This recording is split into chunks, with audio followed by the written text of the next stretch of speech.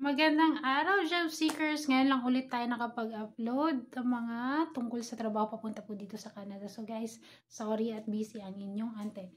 So guys, paano nga ba tayo makakahanap ng direct hire o makahanap ng employer papunta dito sa Canada na hindi nadadaan sa agencies? Dito po, check nyo po ang site na to, jobbank.ca.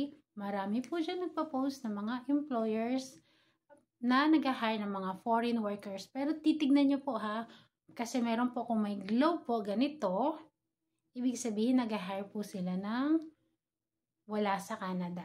Yung mga aplikante na wala pa po sa Canada.